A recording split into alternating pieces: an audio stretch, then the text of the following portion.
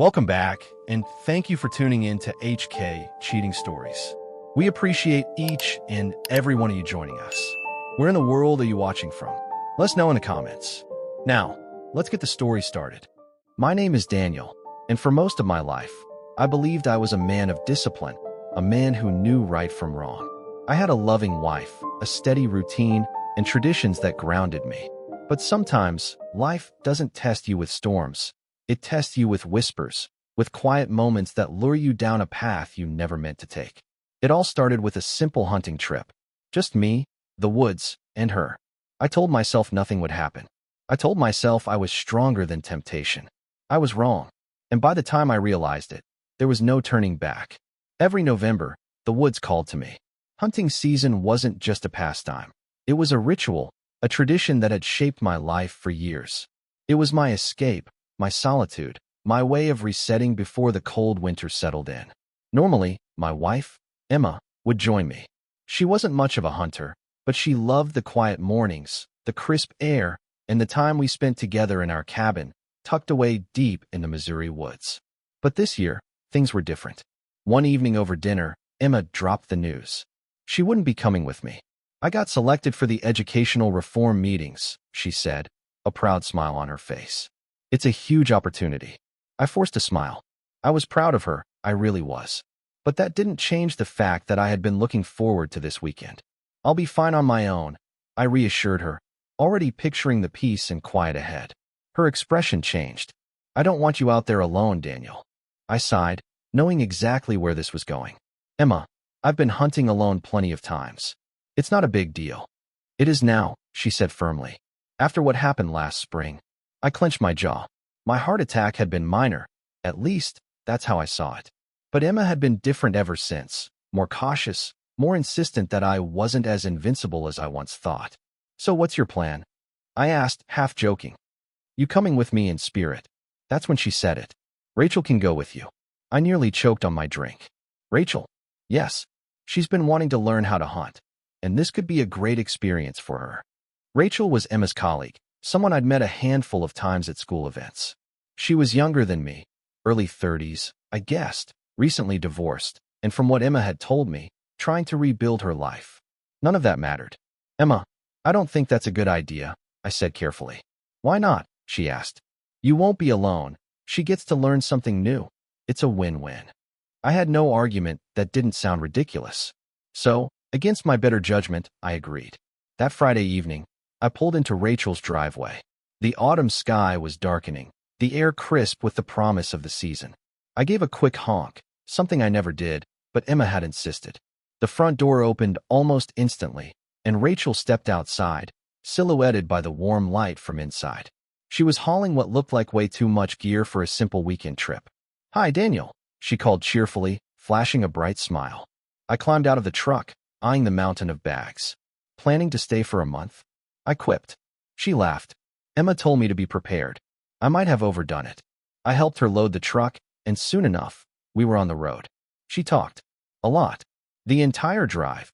She filled the cab with chatter, stories about her job, her divorce, her plans for the future. It was the exact opposite of what I had envisioned for this trip. Normally, the drive to the cabin was my time to unwind, to prepare myself for the quiet ahead. But strangely, I didn't mind. Her energy was contagious, and despite myself, I found my lips twitching into a smile more than once. We reached the cabin around 9 p.m. The moon cast a soft glow over the clearing, the familiar scent of pine and damp earth settling around us. I climbed out of the truck, stretching my stiff muscles before getting to work. I turned on the power, started the fire, got the place warmed up. Rachel moved into the loft, her footsteps light on the wooden stairs. By the time the cabin was cozy, I finally settled onto the couch, flipping on an old war movie. I let the familiar sounds of gunfire and low, dramatic music fill the space, the crackling fire adding to the ambience. For the first time that evening, I felt like I could finally relax. Then, is it okay if I use the shower? Rachel's voice floated down from the loft. Sure, I called back, barely looking away from the screen. A few minutes passed. The movie pulled me in, the flickering glow from the TV illuminating the dark corners of the cabin. And then, I heard the creak of the spiral staircase. Instinctively, I glanced up, and my breath caught. Rachel was walking past me, wrapped in nothing but a towel. A very small towel. It barely covered her, clinging to her damp skin, riding up just enough to reveal too much with every step. Her dark hair, still dripping, sent rivulets of water trailing down her bare shoulders. She was completely unaware of the effect she was having. Or maybe she wasn't. I tore my eyes away, forcing myself to focus back on the movie. But the damage was already done. I had a sinking feeling that this weekend was about to get a lot more complicated. I tried to focus on the war movie playing in front of me, but my mind refused to cooperate. No matter how hard I stared at the flickering images on the screen, my thoughts kept drifting back to Rachel. The way she had walked past me in nothing but that small, damp towel, completely at ease, as if she hadn't just shattered the fragile sense of control I had been holding on to since this trip started. I exhaled sharply, rubbing my face with both hands. Get a grip, Daniel. Rachel was my wife's colleague. A friend. Nothing more. Yet, my pulse had spiked the moment she descended those stairs, and even now, the image of her, skin glistening, hair damp, the soft scent of her shampoo lingering in the air, clung to me, refusing to leave. I turned up the volume on the TV, hoping to drown out my own thoughts. But then I heard it. The soft humming of her voice, drifting from the bathroom. It was light, almost absent-minded, but somehow, that made it worse. It felt too intimate, too easygoing, as if she had no idea the effect she was having on me. Or maybe she did. I clenched my jaw, forcing my eyes back to the screen. I needed to snap out of this. But then the water shut off, and silence filled the cabin. A few moments later, the door creaked open. My grip tightened on the armrest. I heard her footsteps on the wooden floor, soft and deliberate.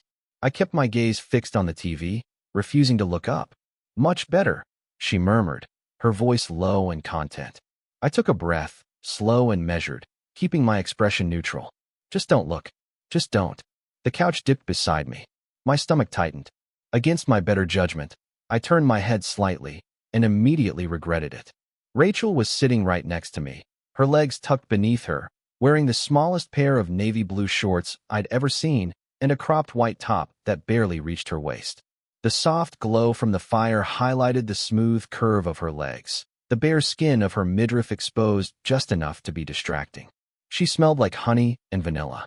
I forced my eyes back to the screen. You all set for tomorrow?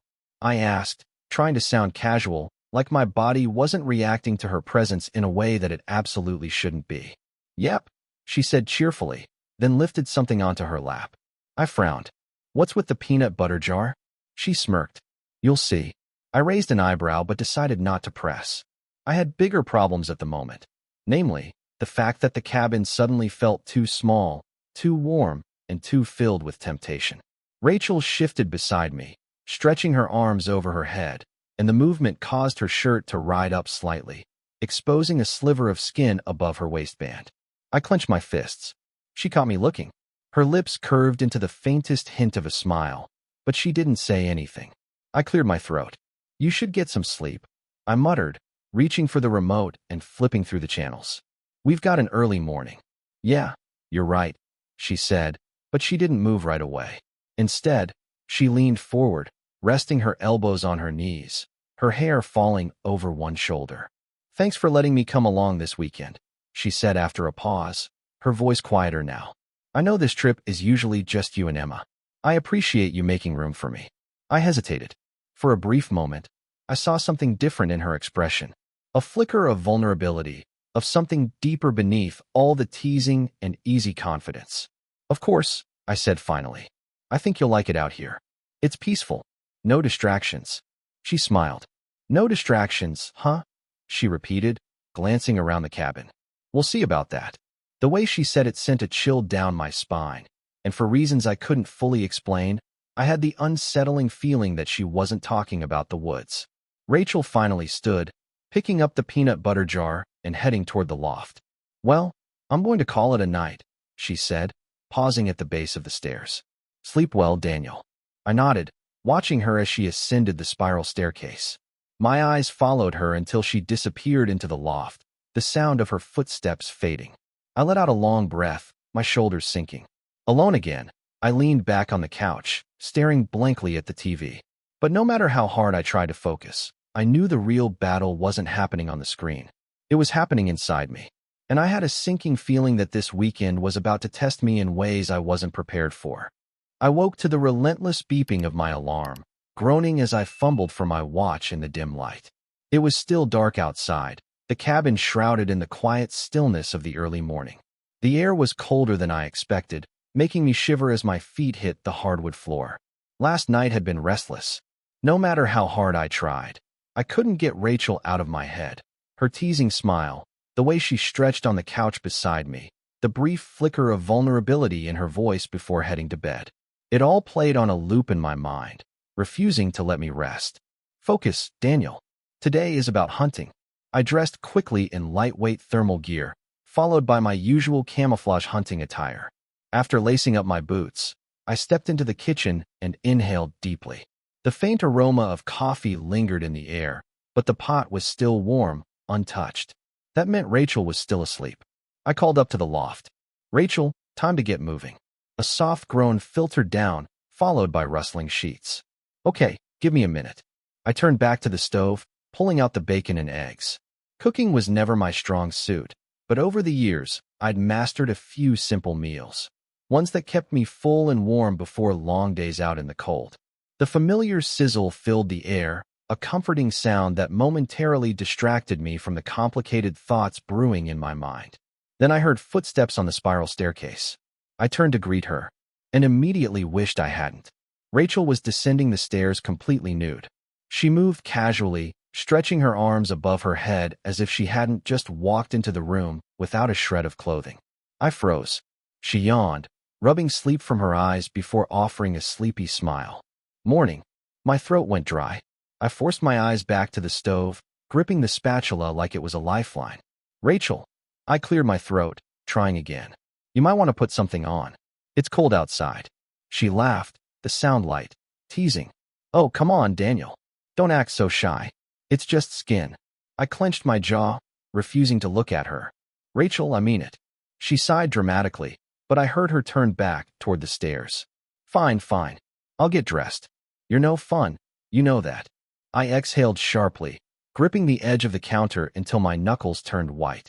This woman was going to drive me insane. By the time Rachel returned, fully clothed, thank God, I had breakfast ready.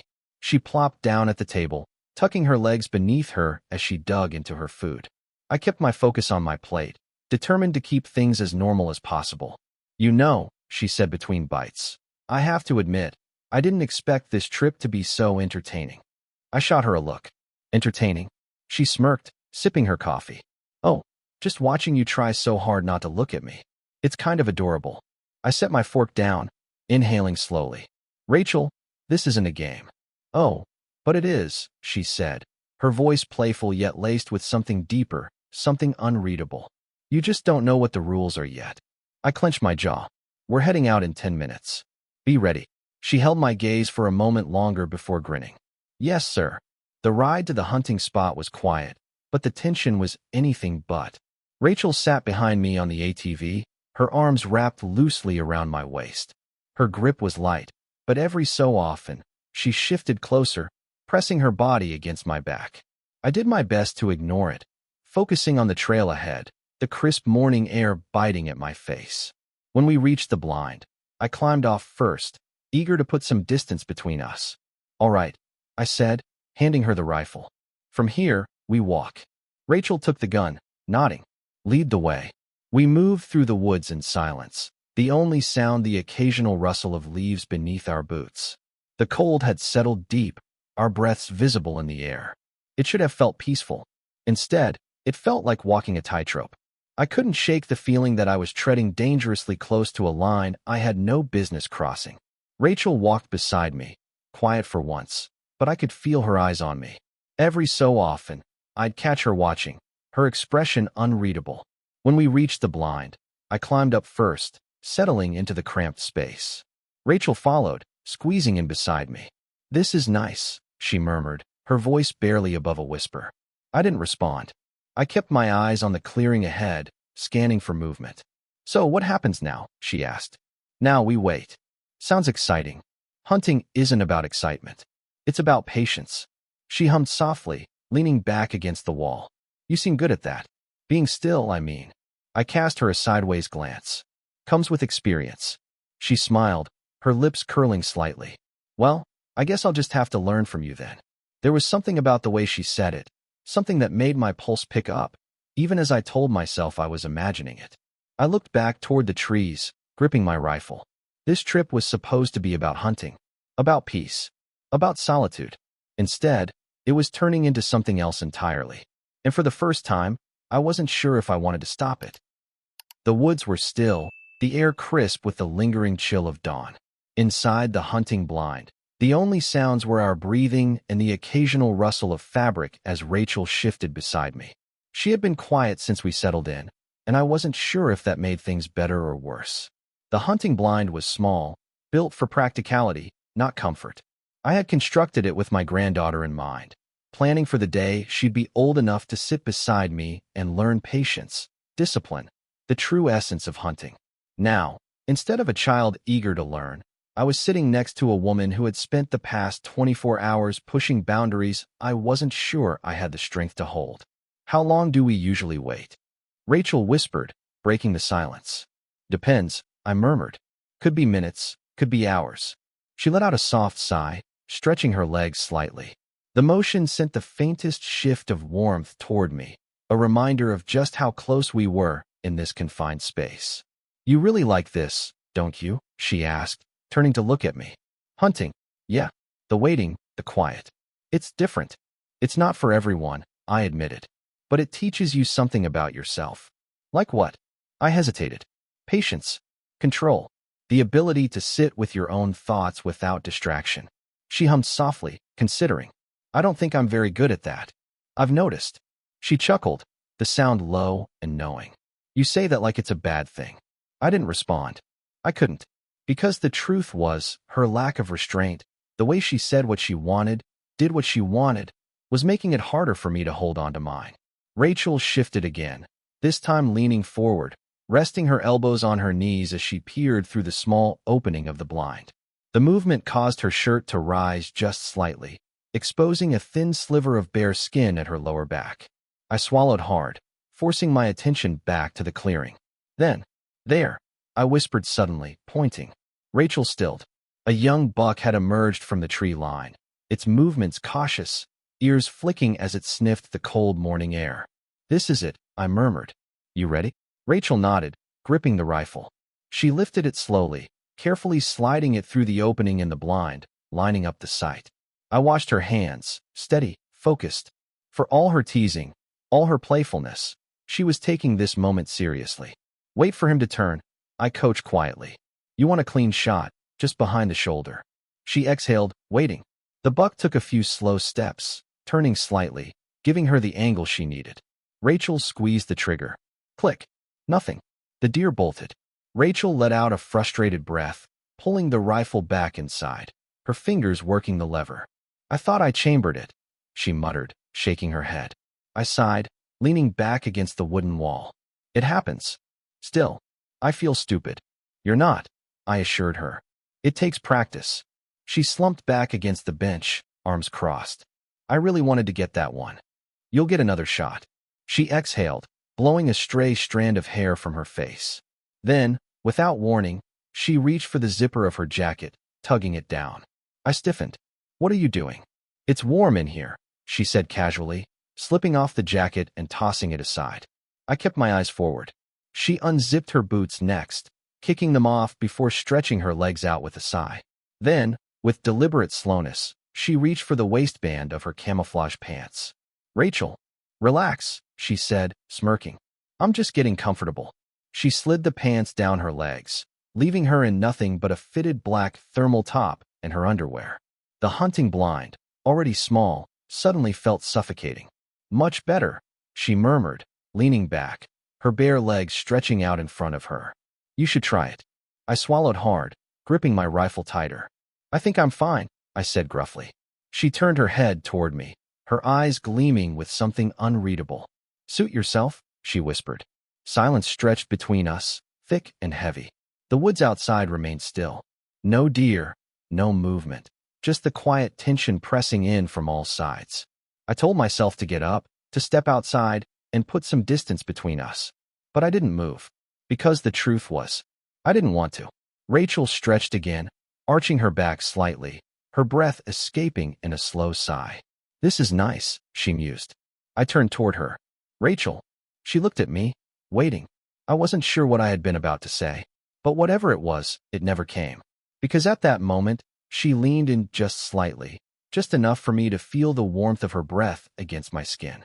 "You don't have to fight it, you know," she murmured. I inhaled sharply. "Fight what?" Her lips curled at the edges. "This." I clenched my jaw.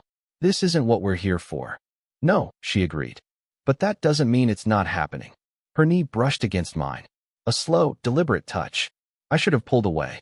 I should have put an end to this right here, right now. But instead, I stayed perfectly still. "And Rachel," she smiled.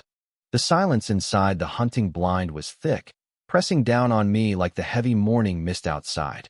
I could still feel the warmth of Rachel's knee against mine, a touch so light yet deliberate, an unspoken challenge hanging in the air between us. I should have moved. I should have created space, drawn the line that should have never been crossed. But I didn't. Instead, I sat there, gripping my rifle, staring straight ahead as if the trees outside held the answer to this dangerous game we were playing. Rachel exhaled softly beside me. "You're so tense," she murmured, shifting slightly. "Is it because of me?" I clenched my jaw, willing my voice to stay steady. "I think you know the answer to that." She smiled, a slow, knowing curve of her lips. "Maybe." Her voice was playful, teasing, but there was something else beneath it. Something deeper. I turned my head, meeting her gaze. Her eyes held something unreadable, something that made my pulse quicken despite every rational thought screaming at me to shut this down. "Rachel," I started, my voice lower than I intended. "Hmm?" She tilted her head, waiting. My breath felt heavy in my chest. "This, whatever you think is happening, it can't." She held my stare for a long moment, and then, slowly, deliberately, she leaned back against the wall of the blind, stretching her arms above her head in a way that made her shirt rise just enough to reveal a sliver of bare skin. "You keep saying that," she murmured, "but you don't move away." I swallowed hard. Outside, the forest remained still, the absence of movement a cruel contrast to the storm brewing inside me. "We're here to hunt," I muttered, forcing my focus back to the clearing. "That's all this is." "Right," Rachel mused, her tone unconvinced. She reached for her rifle, lifting it with ease. I forced myself to do the same, gripping mine like it was the only thing keeping me grounded. Minutes passed, maybe more. Then I saw it. A flicker of movement beyond the trees. "There," I whispered. Rachel still beside me, following my gaze. A large buck had emerged from the shadows, its antlers sharp against the golden light of the rising sun. She inhaled slowly, raising her rifle. I watched as she steadied her grip, aligning her shot. This was it, her chance to redeem the mistake from earlier. The air around us felt electric, charged with something deeper than the hunt itself. Rachel exhaled, steady, controlled. And then, click, again. The gun didn't fire. A mistake. A simple one. But in hunting, a mistake meant a missed opportunity. The buck bolted before she could fix it. Rachel let out a quiet curse, lowering the rifle. "Damn it," I exhaled, rubbing a hand over my face. "You didn't chamber around," I muttered. "I thought I did," she said, frustration lacing her tone. I turned toward her, finally letting myself look, really look. Her cheeks were flushed, not just from the cold, but from something else. Something I recognized all too well. "It happens," I said, softer this time. She let out a slow breath, her fingers tightening around the rifle before she finally set it down. "I don't like messing up," she admitted, her voice quieter now. "No one does," I replied. She looked at me then, really looked, and for a moment, the tension between us wasn't just about temptation, it was about understanding. Then, she did something I wasn't expecting. She reached for my hand. A small touch, barely anything, but it sent a jolt through me that I felt. "I'm glad it's you teaching me," she murmured. I stared at her hand resting on mine. The contrast was stark, my rough, calloused skin against the soft warmth of hers. It would have been so easy to turn my palm over, to thread my fingers through hers, to let this moment slip into something irreversible. But I didn't. I pulled my hand away. Rachel watched me, her lips parting slightly as if she was about to say something. Then, she smiled, not teasing this time, not playing a game, just accepting. "You're stronger than you think," she whispered. I let out a shaky breath. "We should get back," I said. She nodded, reaching for her jacket. But as she stood, she leaned in just enough, her lips brushing the shell of my ear as she whispered, "For now." I swallowed hard, forcing my feet to move. Because if I stayed in that blind a second longer, I wasn't sure I'd be able to walk away at all. The ride back to the cabin was quiet. Rachel sat behind me on the ATV, her arms wrapped loosely around my waist. She wasn't holding on tightly. There was no need, but every so often, I felt the subtle shift of her body pressing against my back. It was a small thing, but it was enough. Enough to remind me that this wasn't just a hunting trip anymore. By the time we reached the cabin, the sun was higher in the sky, melting away the morning chill. I killed the engine and climbed off, needing space, needing a breath of air that didn't smell like her shampoo, her warmth. "I'm gonna grab some more firewood," I muttered, not waiting for a response. I heard Rachel chuckle behind me as I walked toward the shed. "You always run when things get too close," she called. I ignored her. The shed was cool, dimly lit, filled with the scent of cut wood and earth. I busied myself stacking logs, letting the simple, repetitive motion clear my head. It didn't work, because even here, away from her, I could still feel the way she had touched my hand in the blind. The way she had leaned in close and whispered for now, like a promise, like a dare. I cursed under my breath, grabbing another log and tossing it into the pile. This was a mistake. A line had been drawn, and I had let her inch closer and closer to it. And the worst part? I didn't want to pull away. I wanted to see what would happen if I stepped over that line. "You gonna stay in there all day?" Her voice startled me. I turned to see Rachel leaning against the shed door, arms crossed, that damn smirk playing at her lips. "Need help?" she asked, tilting her head. "I've got it," I said quickly. She didn't move. "You sure? Because you look like a man trying very hard not to think about something." I exhaled through my nose. "Rachel, relax," she said, stepping inside. "I'm just here to talk." But there was something about the way she said it that made it clear this wasn't just talking. Not anymore. She walked toward me, slow, deliberate, stopping just a few feet away. "You know," she said, her voice softer now. "I wasn't expecting this." I frowned. "Expecting what?" She hesitated. "Then, to want you." My stomach tightened. Rachel let out a soft, almost nervous laugh. I thought this trip would just be about hunting, learning something new. But now, she trailed off, shaking her head. "Now I can't stop thinking about what it would be like if I just..." She reached out, brushing her fingers against my arm. A small touch, but it set off something inside me that I wasn't ready to face. I caught her wrist, stopping her. "Rachel, this is a bad idea." "Is it?" she whispered. "Because I think we're way past that." She stepped closer, her body nearly pressing against mine. "Tell me you don't want this," she murmured, searching my face. "Tell me, and I'll walk away right now." I opened my mouth. Nothing came out, because I couldn't say it. Not when the truth was burning inside me. Rachel's lips parted slightly, her breath warm against my skin. "That's what I thought," she whispered. Then she kissed me. It was slow at first, almost testing, waiting for me to pull away. But I didn't. I couldn't. Instead, I reached for her, gripping her waist, pulling her against me as the kiss deepened. Her hands slid up my arms, over my shoulders, fingers curling into the fabric of my jacket like she was afraid I'd change my mind. But I wasn't going anywhere. Not now. Not when this felt like the first real thing I'd let myself have in a long, long time. Time blurred. The world outside didn't exist. There was only the heat of her body against mine, the way she sighed into my mouth, the way my fingers pressed into the curve of her back, keeping her close, too close. Then, a sudden gust of wind rattled the shed door, slamming it against the frame. The noise jolted me back to reality. I pulled away, breathing hard, my hands still gripping her hips. Rachel blinked up at me, lips swollen, cheeks flushed. "Daniel, we can't," I rasped, my voice rough. She searched my face, her expression unreadable. "But you want to." I swallowed hard. "That's not the point." She exhaled slowly, stepping back, giving me space. "Okay," she said finally. "If that's what you want." But the way she looked at me told me she didn't believe it. And worse, neither did I. I spent the rest of the afternoon trying to pretend like nothing had happened. Like I hadn't kissed Rachel in the shed. Like I hadn't wanted it.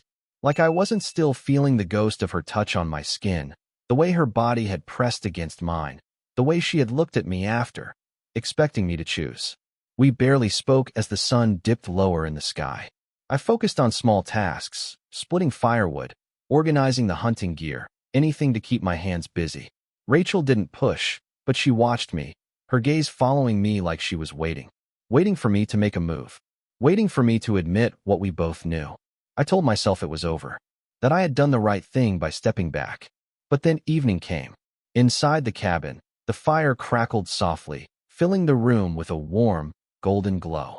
Rachel sat across from me at the table, nursing a cup of tea, her fingers absently tracing the rim. The silence between us was heavier than it had been all day. "So," she said finally, her voice light but careful, "are we just going to pretend nothing happened?" I exhaled, rubbing a hand over my face. "I don't know what you want me to say, Rachel." She leaned forward, resting her chin on her palm, watching me. "The truth would be a nice start." I met her gaze. "The truth is, this shouldn't have happened." Her lips twitched, like she had expected that answer, but didn't quite believe it. And yet it did. "And it won't happen again."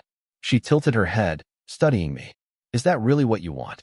My chest tightened, because I knew the answer. And so did she. Rachel stood slowly, setting her mug down. She walked around the table, stopping beside my chair. I should have moved. I should have gotten up, put space between us. But I didn't. She reached down, her fingers brushing lightly against my jaw. "Tell me you don't want me, Daniel." My breath stalled. Her touch was soft, hesitant, almost as if she was giving me an out. A final chance to stop this before it went too far. I could have ended it right there. But I didn't. Instead, I reached for her, my fingers wrapping around her wrist, holding her there. Rachel sucked in a quiet breath. I pulled her into my lap. Her legs straddled mine, her hands finding my shoulders, steadying herself. The heat between us was instant, undeniable, searing through the fabric separating us. I shouldn't have wanted this as badly as I did. But I did. I gripped her hips, holding her in place. She let out a soft exhale, her hands sliding up into my hair, tugging just enough to send a sharp jolt of something primal through me. "This is a mistake," I murmured, even as my hands explored her curves. "Probably," she whispered, her lips brushing against mine. "But you don't care." She was right. I didn't care. Not in that moment. Not when she kissed me again, slow and deep, her body pressing closer, fitting perfectly against mine. Not when my fingers traced the hem of her shirt, lifting it just enough to feel the warmth of her skin. Not when she gasped softly, her breath mingling with mine. And certainly not when I picked her up, carrying her toward the loft without a single thought of stopping. The room was dimly lit by the flickering glow of the fire downstairs. The sheets were cool against my skin, contrasting the heat between us. Rachel lay beside me, her body tangled with mine, her fingertips drawing slow, lazy patterns on my chest. We hadn't spoken since. There was nothing to say, because we both knew. This wasn't something we could undo. This wasn't a moment we could take back. I stared at the ceiling, my mind a whirlwind of conflicting emotions. Guilt, desire, regret, satisfaction. Rachel shifted, propping herself up on one elbow, watching me. "Are you thinking about her?" she asked softly. I tensed. She didn't have to say the name. We both knew who she meant. I sighed, running a hand through my hair. "I don't know what I'm thinking right now." Rachel was quiet for a moment, then. "You don't have to feel bad about this, you know." I let out a short, humorless laugh. "That's easy for you to say." She reached out, tracing a slow line down my arm. "It doesn't have to mean anything," she said, her voice careful. "It can just be this. Just us, here now.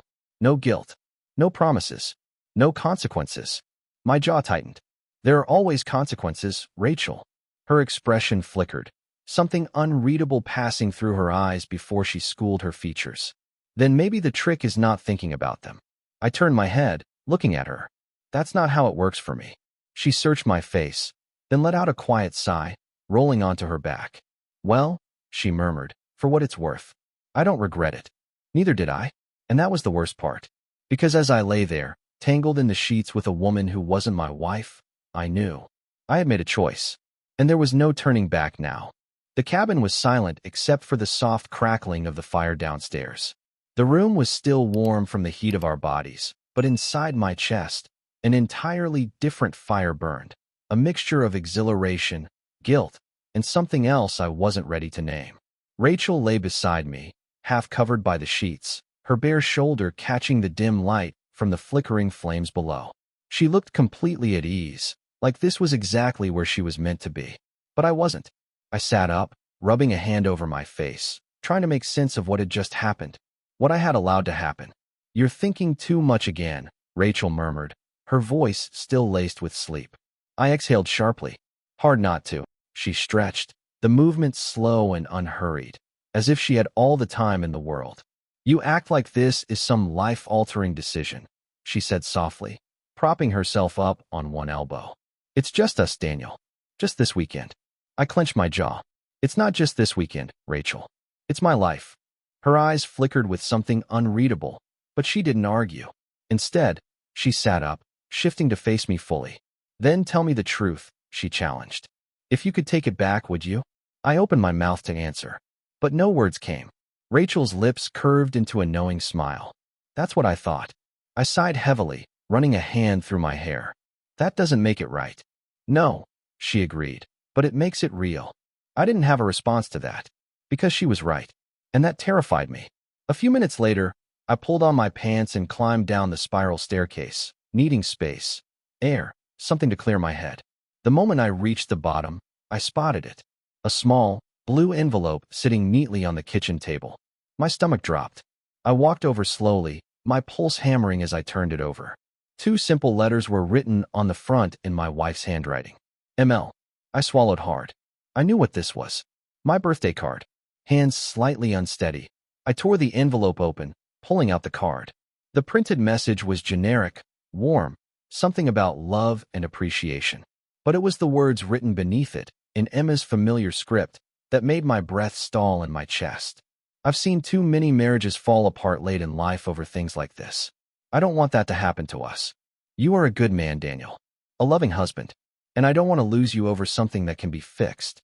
I know we'll find our way back to each other eventually, but until then, I need to keep you happy. So, for your birthday, my gift to you is Rachel. Enjoy her however you wish. You have my blessing. All I ask is that you save your love for me at the end of the weekend. Just answer me one thing when you come home. Did you enjoy my gift?" I stared at the words, my grip on the card tightening. My breath came uneven. Emma knew. She had planned this. She had orchestrated everything. The invitation. The trip. Rachel. I closed my eyes, my heart pounding. For a split second, I felt relief. Relief. Because if she knew, if she had given her blessing, then I hadn't technically betrayed her. Had I? But that thought was immediately swallowed by something darker.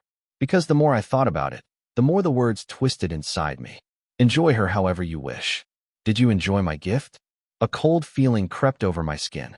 Had this ever been about my happiness? Or was this about control? About owning me, even in my unfaithfulness? Had she done this out of love, or out of fear? I didn't realize Rachel had come downstairs until I felt her presence behind me. "What's that?" she asked softly. I turned, still gripping the card. She took one look at my face, then at the paper in my hands, and something in her expression shifted. "Daniel." I said nothing. Because what was I supposed to say? That my wife had just given me permission to be with another woman? That I wasn't sure if this was a gift or a test? That I suddenly felt more trapped than I ever had before? Rachel hesitated, then reached out, gently taking the card from my hand. She scanned the words, her lips parting slightly as she read. Then, something happened that I didn't expect. She let out a quiet, bitter laugh. "Well," she murmured, setting the card down on the table. "I guess that explains a lot." I stared at her. "That's all you have to say?" She shrugged, but there was no humor in it. "I mean, I knew Emma was smart, but this?" She shook her head. "I didn't think she'd go this far." I felt something crack inside me. "You knew?" I asked, my voice dangerously quiet. Rachel's gaze flicked up to mine. "I didn't know for sure," she admitted. "But I suspected." My pulse pounded in my ears. "And you didn't think to tell me? Would it have changed anything?" she challenged. I opened my mouth, but no answer came. Because she was right. I still would have wanted her. I still would have let this happen. And that realization hit harder than any betrayal ever could. Rachel exhaled, then reached out, resting a hand on my chest. "You're not trapped, Daniel," she said quietly. I let out a shaky breath. "Are not." She searched my face, then nodded slightly, as if she had finally come to some kind of understanding. Then, she stepped back. "So," she said, voice calm, unreadable. "What's your answer?" I frowned. "Answer." She gestured toward the card. "Did you enjoy your gift?" I inhaled sharply. The fire crackled. The walls of the cabin seemed to close in. And for the first time since this weekend began, since Rachel walked down those stairs in nothing but a towel, since I let my hands wander, since I let my lips claim what wasn't mine, I had no idea what the truth was anymore. I sat there, staring at the dying embers in the fireplace, the weight of everything pressing down on me like a burden I could never set down. The weekend had started as something simple, a tradition, a hunting trip, an escape. But in just a few short days, I had learned more about myself than I ever wanted to. Temptation is never loud. It doesn't announce itself with flashing lights or blaring sirens. No, it comes quietly, like a slow-moving fog, creeping in so gradually that by the time you realize you're lost, it's already too late to find your way back. I had told myself I was a good man, a faithful husband, a man who knew right from wrong. But now, I had to ask myself, if you cross the line, even once, are you still the same man you were before? The truth is, desire can make fools of us all, no matter our age. And trust, once broken, is nearly impossible to restore. So if there's one thing I've learned, it's this. When you feel yourself slipping, stop. When you find yourself craving something that doesn't belong to you, walk away. Because the cost of a fleeting moment is far greater than you can ever imagine. And sometimes, the real trap isn't what you fall into. It's what you never saw coming.